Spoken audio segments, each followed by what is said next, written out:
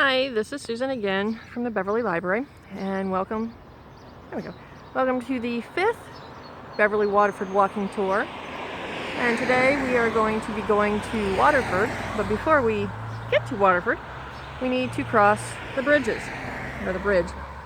Now, there have been 3 bridges across the Muskingum that connected Beverly and Waterford. The first, and I'm going to call it the Quilt Bridge, and then there is the Old Bridge, and then there is the New Bridge. Now, the reason I'm calling the first one the Quilt Bridge is because it actually looked like 2 bridges stuck together. One half of it looked like a wooden covered bridge, and then the other half was a metal turnstile bridge, and it was hand cranked. And it was destroyed in the 1913 flood. The next bridge, which is what everybody calls the Old Bridge, was built in 1914, and from what I gather, nobody liked it. It wasn't wide enough. If 2 large vehicles tried to pass each other, they could do that.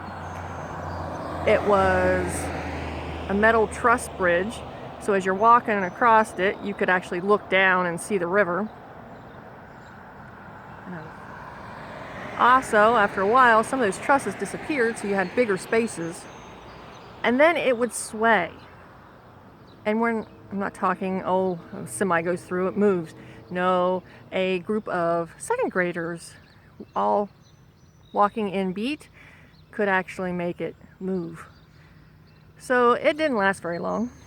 They finally tore it down and built the new bridge, and it's still here. So now we will go on across and go to Waterford. Alrighty, now welcome to Waterford.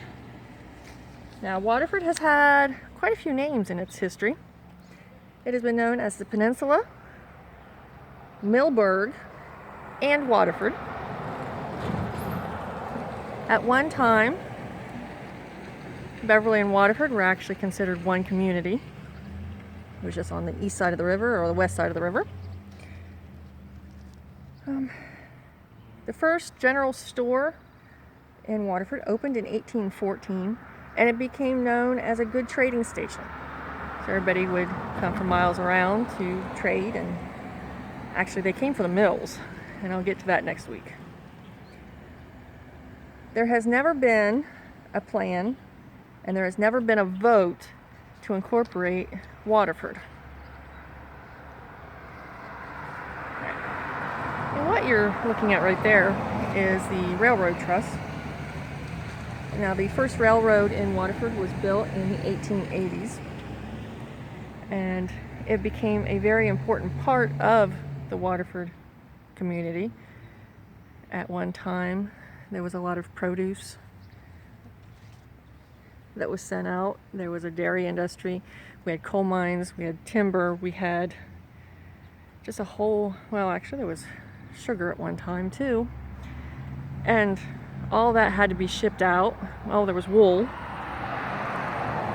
and so they would load up the train and it would go to Marietta, and then from Marietta it would get on the Ohio and it would go through Pennsylvania and down to the Mississippi. And hopefully I can beat the train before it comes through today. Alright, now we get over here to Jukebox. And if I'm right,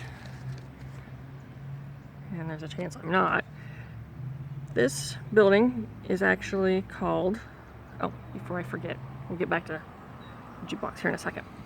Down there, anybody ever notice the parking lot in front of those buildings down there? It's not just a parking lot. At one time, there was a giant elm that grew there, and I'm not sure the purpose of it or when it was removed, but there are a lot of pictures of that. And from the way it looks, it was big enough that you could take a nap in its branches. Also, get back to the train truss, the 1913 flood reached the train truss, to give you an idea of how deep the water got then. All right, now we get back to Jukebox. Alright, so it was once called the Blockhouse, Tyler's Blockhouse, and it was built by Major Dean Taylor. And to give you an idea of who he was, I'll read you from here. Judge Cutler, in his diary, summed up the regard in which Taylor was held. When I came here in 1795, I found Major Dean Taylor, a graduate of Harvard College, a scholar and a gentleman. He was a native of Haverhill, Massachusetts. In early life, he formed an attachment to a young lady, which cast a dark shadow over his whole life. The path of these lovers was full of rough places. Young Taylor sought to free himself of haunting dreams by going to Europe. On his journey, he had many perilous experiences and narrow escapes. Finally, his jealousy subsided. Taylor sought to return to the woman of his choice, but it was too late. Her death had taken place while he was gone, and he was conscious of being the cause. The shock of her death threw him into a delirium, and he narrowly escaped death. After a slow and tedious recovery, he left the scene of his boyhood and joined the colony at the mouth of the Muskingum. While here, Tyler taught school, him and Fry, and he also taught Sunday school. Now, it is known that Tyler was not good with an axe. He was not an outdoorsman of any kind. So he became the teacher, he became a judge, that kind of stuff. So the Tyler Blockhouse was the only building in Waterford during the Indian Wars. Now, over time, Tyler sold his property, then he'd buy it back, and then he'd sell it again, and then he'd buy it back. And so it kept getting smaller and smaller. So I'm not sure but where this would be, but legend has it he is buried on his property somewhere. Now we're gonna jump up to the schoolhouse here. Give me a second. Alrighty, so we're over here at Waterford High School. And so, as early as July 1790, the directors of the Ohio Company appropriated $150 for the support of schools in Marietta, Belpre, and Waterford. For a long time, no buildings were built exclusively for school purposes. On December 20th, 1790, the Court of Quarters Sessions in Marietta established 3 townships, Marietta, Belpre, and Waterford, and the Reverend Daniel Story was employed by the Ohio Company to teach and minister to all 3 areas. In the meantime, the youth of Waterford Township enjoyed the privilege of superior instructions. An early settler, Major Dean Taylor, opened a school in the lower story of his blockhouse. He and his assistant, Joseph Fry, whose biography says he was the first school teacher in Waterford Township, left the impression of their character on their pupils they taught. Schools have been kept in Waterford Township since this early date. In some districts, as late as 1825, a rule was enforced prohibiting the teaching of anything other than reading, spelling, writing, and arithmetic. Reading and spelling were the great test of learning, and to have mastered arithmetic was to have acquired an education, at least in the smaller districts. Waterford was one of the first townships in the state to organize schools under the Act of 1825. The township was divided into 8 districts at a meeting of trustees on April 25, 1824. The people of the township took the initiative to get schools built and schools improved steadily. Transportation was foot-powered through mud and snow.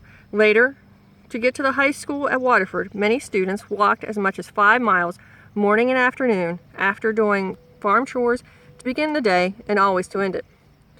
The first Waterford High School was established and built in 1894. It was a wooden structure on the hill known as Point Beauty, overlooking the Muskingum River and just a short distance from the railroad station. The frame high school building was moved to the present site around 1910.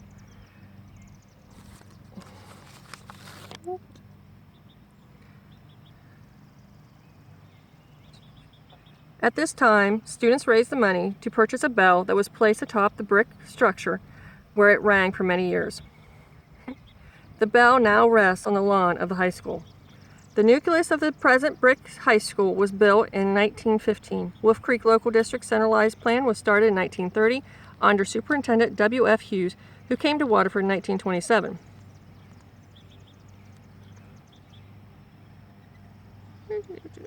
Okay.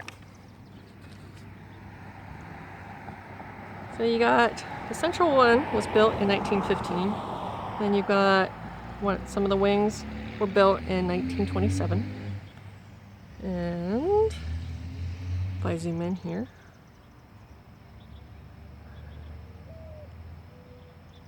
there's the bell. Okay, so I moved the other end of the building. There's the ag department. And there's some of the building. But I moved over here. That's where the tennis courts and around my truck is the basketball courts. Now, in 1920, some of the Waterford High School boys became interested in basketball. It was a new sport developed by Dr. James Nampson of Springfield, Massachusetts in 1894. Basketball's popularity had grown and spread around the country and is still very popular today. There was no room at the high school. A small gym had not been built until 1927.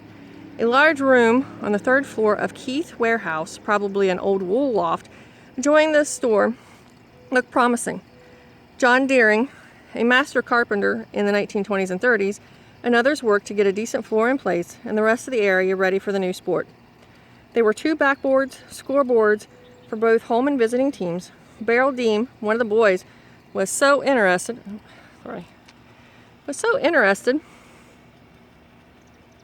that he brought planks from home for bleachers, and so the game began. There were only 5 men on the team. Joining Deem were Walter Wagner, Keith Carroll, Joe Shadd, and Robert Rudder.